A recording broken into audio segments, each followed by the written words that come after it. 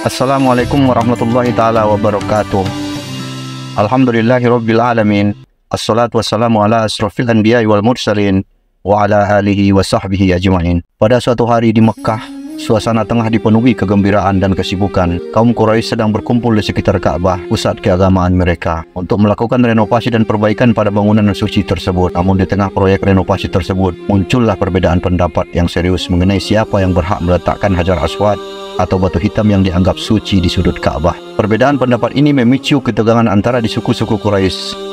Hampir terjadi pertumpahan darah di antara mereka, sebab mereka berbeda pendapat tentang siapa yang paling berhak untuk memindahkan Hajar Aswad. Lalu, beberapa di antara mereka merasa khawatir bahwa konflik ini akan pecah dan mengganggu perdamaian kota suci Mekah. Untuk menghindari hal ini, mereka pun memutuskan untuk mencari penengah yang adil dan bisa memecahkan masalah tersebut. Tidak ada yang lebih pantas dianggap sebagai penengah yang adil daripada Muhammad SAW yang dikenal sebagai Al-Amin, yang dapat dipercaya di antara suku-suku Quraisy. Oleh karena itu mereka pun mendatangi beliau dan meminta pendapat tentang hal tersebut.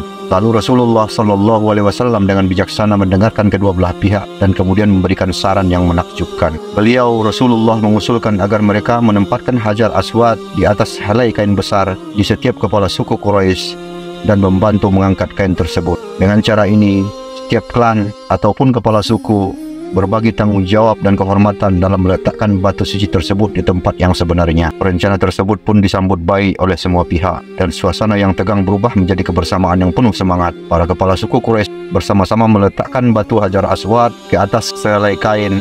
Lalu mereka pun beramai-ramai mengangkat batu Hajar Aswad ke tempat yang sebenarnya. Ketika batu suci itu telah sampai di posisi yang ditentukan oleh Nabi Muhammad SAW, lalu Rasulullah sendiri maju untuk menempatkannya di tempat yang sebenarnya. Dengan tangan yang penuh keberkahan, beliau menempatkan Hajar Aswad di sudut Ka'bah, sementara para sahabat yang hadir menyaksikan penuh dengan kagum. Keputusan Nabi Muhammad SAW untuk menyelesaikan konflik dengan cara yang damai, adil dan bijaksana adalah contoh nyata dari kepemimpinan yang diilhami oleh Allah Subhanahu wa taala. Tindakan beliau tidak hanya menyelesaikan perselisihan yang muncul di antara suku-suku Quraisy, memelihara perdamaian kota suci Mekah. Kisah peletakan batu Hajar Aswad dengan bantuan Nabi Muhammad SAW mengingatkan kita akan kebijaksanaan, keadilan dan kedermawanan, serta pentingnya menyelesaikan konflik dengan cara damai dengan menghormati pendapat semua pihak. Semoga kisah ini bermanfaat bagi kita semua.